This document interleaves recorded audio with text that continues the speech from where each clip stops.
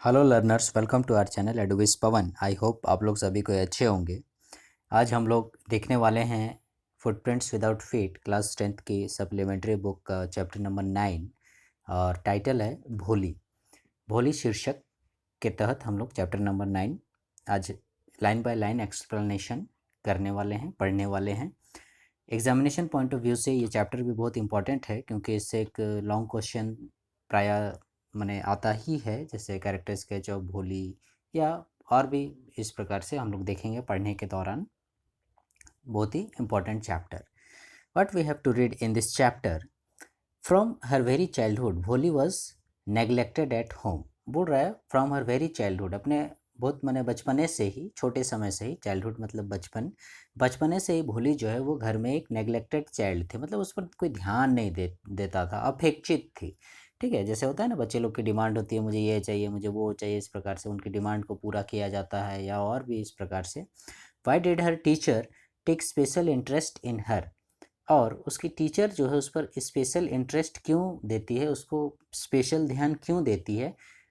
And did Bholi measure up to her teacher's expectation. और क्या भोली टीचर की जो अपेक्षाएं थी, जो उम्मीदें थी, उस पर खरी उतरती है, यही हमें देखना है इस चैप्टर में। ठीक है, सबसे पहले तो भोली घर में नेग्लेक्टेड चाइल्ड थी, हम लोग देखेंगे इससे फेस बाय फेस कि कैसे वो एक नेग्लेक्टेड चाइल्ड थी। फिर हम लोग देखेंगे कैसे वो स्कूल गई और स्कूल जाने के बाद कैसे टीचर ने उस पर स्पेशल इंटरेस्ट दिखाया और ध्यान दिया उस पर। और फिर हम लोग देखेंगे कि लास्ट में हम लोग जानेंगे कि आखिर में वो टीचर ने जो उससे उम्मीद की थी, एक शिक्षक की अपने छात्रों से जो आशाएं रहती हैं, जो अपेक्षाएं रहती हैं, उस पर भोली खरी उतरी की नहीं। ठीक है, सो लर्नर्स, आप लोग लाइन बाय लाइन एक्सप्लेनेशन है, आप लोग ध्यान से सुनिएगा, देखिएगा, क्योंकि इससे एक लॉन्ग क्वेश्चंस भी आता है। पहले हमें क्या देखना है, रीड एंड फाइंड आउट में क्या पता लगाना है इस पार्ट में। Why is Bholi's father worried about her. Bholi का पिता उसके लिए क्यों चिंतित था। यहाँ पर हर वर्ड जो आया है वो भोली के लिए आया है। ठीक है, तो भोली का पिता उसके लिए क्यों चिंतित था। Again, for what unusual reason is Bholi sent to school. Bholi को किन असाधारण कारणों से स्कूल भेजा जाता है। ठीक है, मतलब जैसे होता है ना, जनरली हम लोग स्कूल जो भेजते हैं बच्चों को, या आप लोग भी जो आते हैं कि चलो भाई पढ़ेंगे, लिखेंगे, कुछ सर्विस करेंगे, जॉब करेंगे, देश का नाम रोशन करेंगे, अपने पैरों पर खड़े होंगे, इस पर्पज़ से भेजा जाता है स्कूल को, सीखने के पर्पज़ से। तो भोली को किस लिए स्कूल भेजा जाता है ये भी हम लोग जानेंगे। So let's start. Her name was Sulekha. Actually उसका जो नाम हम लोग जो वर्ड यूज़ कर रहे हैं भोली, उसका ओरिजिनल नेम क्या था, सुलेखा। सुलेखा नाम था, लेकिन but since her childhood everyone had been calling her Bholi. लेकिन चाइल्डहुड से ही, बचपन से ही उसको सब कोई कॉलिंग करते थे भोली भोली भोली, ऐसे करके बुलाते थे। अपने गांव घर में अक्सर इस प्रकार से नाम के बच्चों को ज़रूर देखा होगा, भोला, भोली। बच्चा है तो जेंट्स है तो लड़का है तो भोला, लड़की है तो भोली, ऐसे करके तो वही उसे क्या करके बुलाते थे, भोली। द सिंपलिटन। भोली द सिंपलिटन कहने का मतलब बुद्धू बोली, बुद्धू बोली, ऐसे करके उसे पुकारते थे। She was the fourth daughter of numberdar Ramlal. वो जो थी भोली, फोर्थ डॉटर थी। ठीक है, उसका नंबर कितना था, चौथे नंबर पर थी वो। नंबरदार रामलाल की बेटी, उसके पिताजी का नाम रामलाल था। ठीक है, और ये नंबरदार कहने का मतलब हो गया आपका कर्मचारी, आप लोग समझ लीजिए, राजस्व कर्मचारी वगैरह। तो उसी प्रकार से ये नंबरदार का कहा जाता है राजस्व कर्मचारी। तो ये राजस्व कर्मचारी था, मतलब सरकारी कर्मी था। उसके पिता का नाम रामलाल और वो उसकी चौथी बेटी थी। व्हेन शी वॉज, जब 10 months ओल्ड, जब वो छोटी थी, कितनी छोटी, 10 महीने की छोटी थी, उस समय की बात है। She had fallen off the cot. उस समय वो चारपाई से गिर गई थी। बहुत सारे बच्चे गिरते हैं खटिया से, चौकी से, बेड से। On her head and perhaps it had damage some part of her brain. और जिसके चलते क्या हो गया, वो गिरने की वजह से मे बी सर का बल गिरी होगी और उसका सिर का कुछ, ब्रेन का कुछ हिस्सा डैमेज हो गया था। That was why she remained a backward child. और ऐसा मैंने बोला जा रहा है, ऐसा माना जा रहा था, इसलिए वह मैंने बैकवर्ड चाइल्ड मतलब पिछड़ी हुई रह गई। And came to be known as Bholi. और किस नाम से उसे जाना जाने लगा, भोली द सिंपलिटन। भोली बुद्धू, बुद्धू भोली के नाम से उसे जाना जाने लगा। ठीक है, अब ये तो भाई कोई उसकी गलती नहीं थी, कोई यदि अब गिर जाएगा, उसको कोई एक्सीडेंट हो जाएगा, 10 महीने की कितनी छोटी बच्ची थी, ठीक है। उसी समय वो खटिया से चारपाई से गिर गई थी और उसी समय उसके सिर पर चोट लग गया और जिसके कारण वो थोड़ा बैकवर्ड हो गई, मंदबुद्धि टाइप से हो गई। तो लोग उसे बुद्धू बोली करने लगे और यही वो रीज़न है। आप लोग देखिएगा, हम लोग जो पहला वाला देखने वाले थे कि from her very childhood Bholi was neglected at home. तो देखिएगा, ऐसे भी जो मंदबुद्धि रहते हैं, उतना तेज़ तर्रार नहीं रहते हैं, उस पर घर वाले भी उतना ध्यान नहीं देते हैं। At birth the child was very fair and pretty. जन्म से ही वैसा तो नहीं थी, हम लोग तो जान गए। ये सब किस्सा कब शुरू हुआ? 10 महीना में। तो बोल रहा है कि जब छोटी थी भोली, तो उस समय वो भी काफ़ी गोरी, काफ़ी सुंदर एकदम बच्ची थी। But when she was 2 years old, लेकिन जैसे ही उसकी उम्र 2 वर्ष हो गई, she had an attack of small pox. ये देखो अब नया किस्सा, ठीक है। अब क्या हो गया? 2 वर्ष जैसे ही हो गया, 2 years, पहले था 10 मंथ, अब 2 years, उसको स्मॉल पॉक्स का अटैक हुआ, ठीक है। चेचक जिसको बोलते हैं, आपने देखा होगा बॉडी में दाने दाने निकल आते हैं, पूरा शरीर का कोई भी हिस्सा नहीं बचता है। Only the eyes were saved but the entire body was permanently disfigured by deep black pock marks, ठीक है। काले काले धब्बे धब्बे, डीप ब्लैक पॉक मार्क्स, काले काले धब्बे से पूरा शरीर भर गया। बचा था कौन सा हिस्सा? सिर्फ आंखें बची हुई थी, ठीक है। सिर्फ आंख छोड़ के, मतलब शरीर का कोई भी हिस्सा नहीं। अब बताओ ऐसी स्थिति में कौन बच्चा आप लोगों को सुंदर दिखेगा, ठीक है। तो 10 महीने में ये हो गया, आपका खटिया से गिर गई, और 2 साल में क्या हो गया? वो अ, चेचक हो गया, पॉक्स मार्क्स हो गया, ठीक है, पूरा बॉडी में। Little Sulekha could not speak till she was 5, और जिसके कारण, क्योंकि मंदबुद्धि थी, ब्रेन भी डैमेज था, पॉक मार्क्स भी निकल गया, इस तरह से थोड़ा थोड़ा वो बैकवर्ड टाइप से हो गई। और 5 साल तक बोल रहा है, जब तक उसकी उम्र 5 वर्ष नहीं हो गई, वो बोलना शुरू नहीं की थी। And when at last she learned to speak, और जब वो थोड़ा थोड़ा बोलना सीखी, सी स्टैमर्ड। स्टैमर्ड मीन्स होता है हकलाना, ठीक है। तोतला के जिसको बोलता है, आपने देखा होगा हमारे गांव घर में, हमारे आसपास में, इस तरह से। मान लो जैसे नाम ही बताना है, हम लोग आगे देखेंगे, जब कोई इसका ऐसे नाम पूछता था, भोली तुम्हारा नाम क्या है बताओ, पूछता था कोई ऐसे, तो इस तरह से बोलती थी, भ भ भ भ भोली, ऐसे करके वो अपना नाम बता देता, स्टैमर्ड, हकलाना। The other children often made fun of her and mimicked her, लेकिन जो दूसरे बच्चे थे वो क्या करते थे? उसका चिढ़ाते थे। मिमिक्ट माने जोकर करना। जो भी तोतलाता है देखिएगा, तो दूसरे जो बच्चे होते हैं या दूसरे जो लोग होते हैं, वो उसकी नकल उतारने की कोशिश करते हैं, वो भी तोतली आवाज़ में वैसा बोलने की कोशिश करते हैं। और वही हुआ। As a result she talked very little, और जिसका परिणाम ये हुआ कि वो बहुत ही कम मने बोलती थी। अब जाहिर सी बात है, कोई यदि आपको चिढ़ाएगा उस प्रकार से, और उसका तो दोष नहीं है, देखिए शुरू से ही ब्रेन डैमेज हो गया, कुछ कुछ कुछ पोर्शन, शरीर भी भद्दा दिख रहा है, सुंदर भी नहीं लग रही है, दाने दाने काले मार्क्स वगैरह नज़र आ रहे हैं। तो नेग्लेक्टेड चाइल्ड शुरू से ही थी, और जिसके कारण से उसका लोग मजाक भी उड़ाते थे, क्योंकि वो बोलना भी शुरू की तो हकलाने लगी, और इसीलिए वो बहुत कम बोलती थी, और कम बोलने की वजह से उसका प्रैक्टिस नहीं हो पाता था मे बी, और वो नहीं सीख पाती थी, नहीं आगे और बोलती थी, क्योंकि लोग उसका मजाक उड़ाते थे। Come to the next page.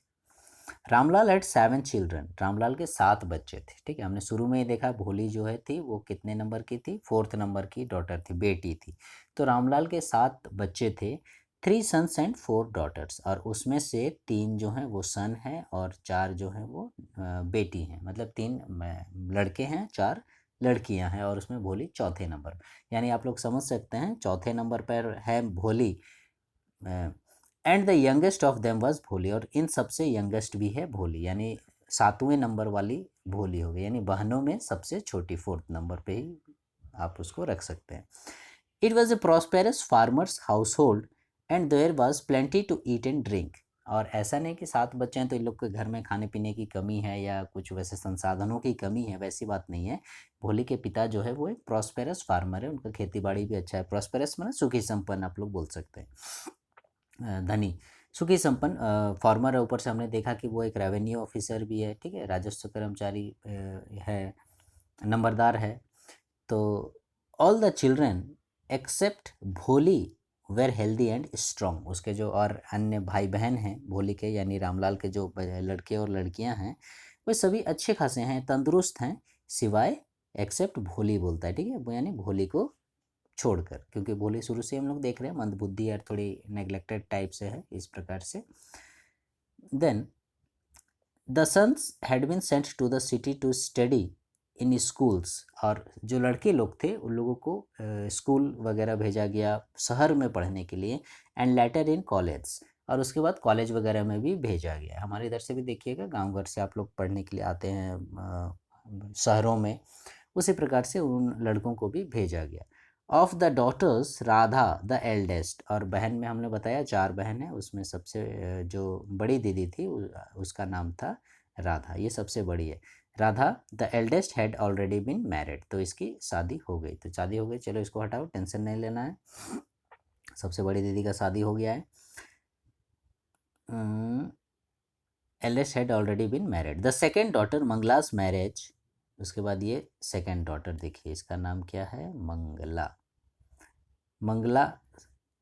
मंगला's marriage had also been settled and when that was done, और जो मंगला थी यानी जो बड़ी दीदी थी राधा, ठीक है, राधा के बाद जो सेकंड नंबर पे थी मंगला, उसका भी लगभग लगभग शादी सेट हो गया है, आज नहीं कल पार हो जाएगी, उसका भी शादी हो जाना है।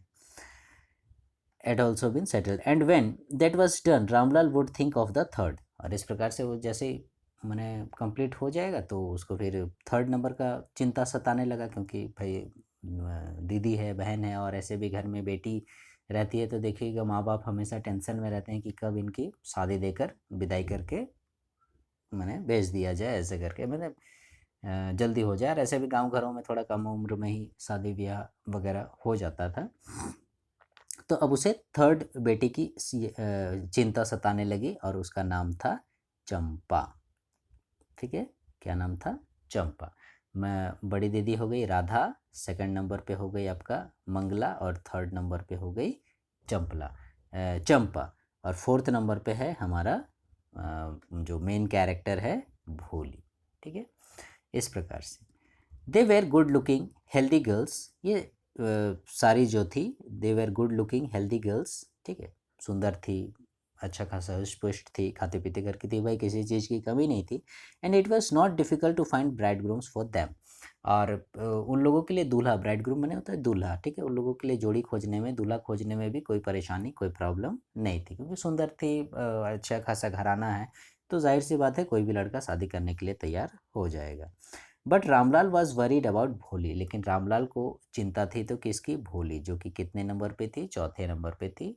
She had neither good looks nor intelligence, तो आदमी क्या देखकर शादी करेगा, भोली क्या ना ही गुड लुकिंग है ना वो अच्छा दिखती है, क्योंकि हमने देखा छोटे समय से ही जब वो छोटी थी उसी समय 2 साल की उम्र में ही उसका पूरा पॉक्स मार्क्स निकल गया था। नॉर इंटेलिजेंस, और ना ही वो बुद्धिमान है, क्योंकि 10 महीने की उम्र में ही वो खटिया से गिर के उसका ब्रेन डैमेज हो गया था। तो रामलाल को उसी की चिंता सताए रहती थी कि भोली का क्या होगा, कौन इससे शादी करेगा, ठीक है। Come to the next page. ये देखिए, ये है जो पिक्चर आप लोगों के सामने दिख रहा है, इसी में ये देखिए यहाँ पर भोली बैठी हुई है चुपचाप से, और आप लोग देख रहे हैं चेहरे में इसका, देखिए गौर करके, यहाँ पॉक मार्क्स वगैरह आपको नज़र आएंगे कैसे वो खेल रही है, और कपड़े लत्ते भी आप लोग देखिए उतने मैंने करीने से इसको नहीं मिले हैं, हम लोग देखेंगे आगे कैसे किस प्रकार से। और ये हुए आपके नंबरदार रामलाल, आप लोग वेशभूषा पहना हुआ पगड़ी वगैरह से ही देख सकते हैं कि कैसे इनकी ठाट बाट है, अच्छे खासे घराने के हैं, और ये उसकी दीदी, ये उसकी मम्मी, इस तरह से करके आगे हम लोग इन लोगों के बारे में मतलब और जानेंगे अच्छे से। खैर हमारा मेन कैरेक्टर है भोली, हमें फोकस करना है भोली पर। Bholi was 7 year old when Mangala was married, Bholi जब 7 साल की थी उस समय मंगला की शादी हो गई। मंगला जो है उसकी बड़ी दीदी थी, सेकंड नंबर वाली, राधा के बाद मंगला, उसकी शादी हो गई थी। The same year A primary school for girls was opened in their village, और उसी साल क्या हुआ, उन लोगों के लिए एक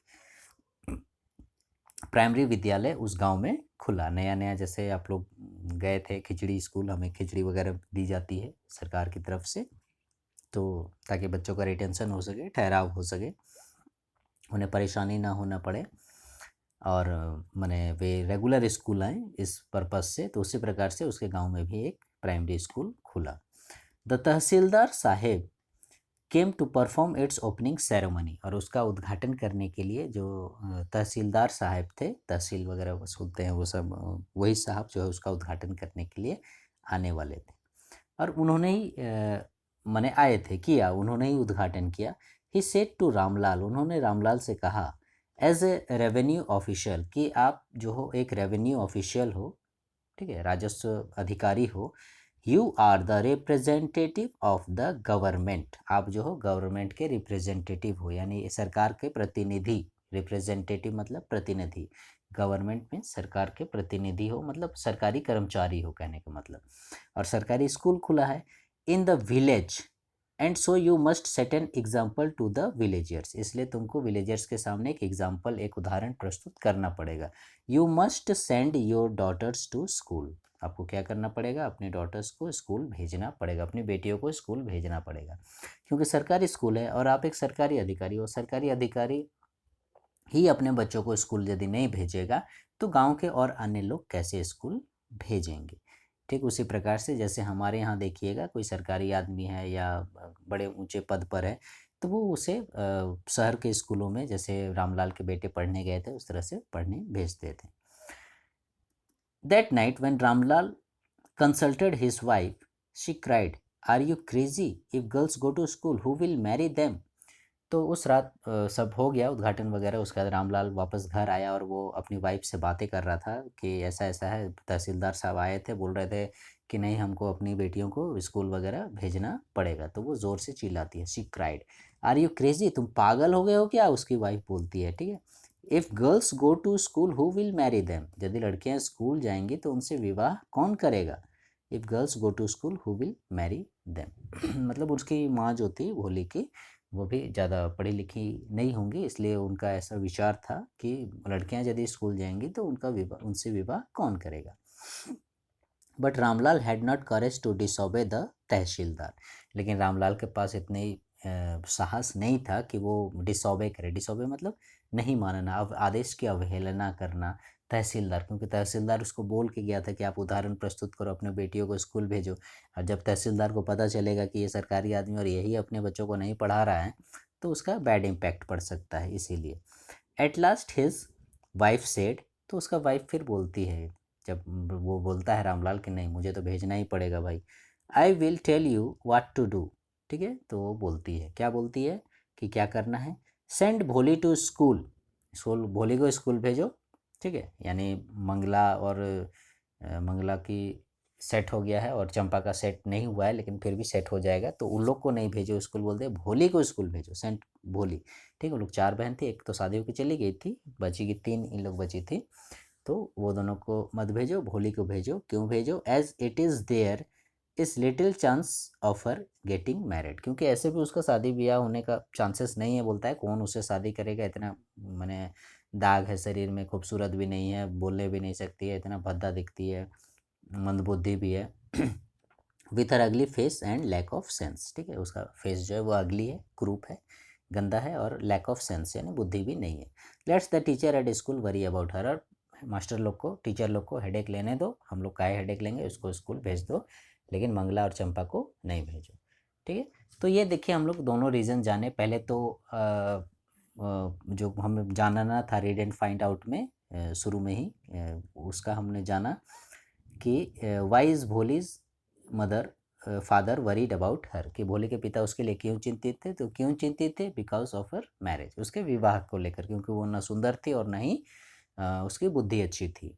फिर हमने ये भी जाना for what unusual reason to Bholi is Bholi sent to school, कि वो क्या असाधारण कारण था जिसके चलते भोली को स्कूल भेजा गया। तो क्या असाधारण कारण था, भोली जो है वो सुंदर नहीं थी, उसकी बुद्धि अच्छी नहीं थी, कोई उससे विवाह नहीं करेगा ये सोचकर उसे स्कूल भेजा जाता था। तो आपने देखा ये कैसा मैंने रीज़न भोली को स्कूल भेजने का, ठीक है। शायद ही मैंने ऐसे मैंने आजकल के माँ बाप होंगे जो ऐसा थिंकिंग रखते होंगे, लेकिन ये लोग ऐसा सोचते थे। हालांकि वो लोग का सुखी संपन्न परिवार था, अब क्या करेंगे, अब जैसा स्थिति रहेगा परिस्थिति उसी प्रकार से। तो ये चैप्टर लंबा होने की वजह से मैंने इसका 3 पार्ट बनाया है। ये इसका फर्स्ट पार्ट हम लोग यहीं पर ख़त्म करते हैं, ठीक है। फर्स्ट पार्ट में हमने जाना कि कैसे भोली एक नेग्लेक्टेड चाइल्ड थी, उसके पिता क्यों चिंतित थे, और कैसे किस वजह से किन कारणों से उसे स्कूल में भर्ती कराया जाता है, वो किन कारणों से स्कूल जाती है। नेक्स्ट पार्ट में हम लोग क्या देखेंगे, रीड एंड फाइंड आउट, थोड़ा सा इंट्रोडक्शन। डज भोली enjoy her first day at school. तो जब भोली को भेजा जाता है तो क्या भोली उसके स्कूल का प्रथम दिन फर्स्ट डे को एंजॉय करती है, आनंद लेती है। Second number, does she find her teacher different from the people at home. क्या उसे उसकी जो टीचर थी, मैडम थी, घर के लोगों से, अन्य जो सदस्य थे उससे अलग लगती है, उससे भिन्न लगती है। That we have to find in second part. ये हम लोग देखेंगे हमारे सेकेंड पार्ट में। ठीक है, तो आई होप, मुझे लगता है ये लाइन बाय लाइन एक्सप्लेनेशन आपको समझ में आ गया होगा। और भोली का लाइन बाय लाइन एक्सप्लेनेशन इसलिए भी इम्पॉर्टेंट है क्योंकि इससे एक लॉन्ग क्वेश्चन, खासकर कैरेक्टर स्केच ऑफ भोली जो है, बहुत इंपॉर्टेंट क्वेश्चन बनता है। So learners, for the next video, the second part of Bholi, chapter number 9, please stay connected with our channel Advice Pawan, and please like, share, subscribe our channel. Thank you.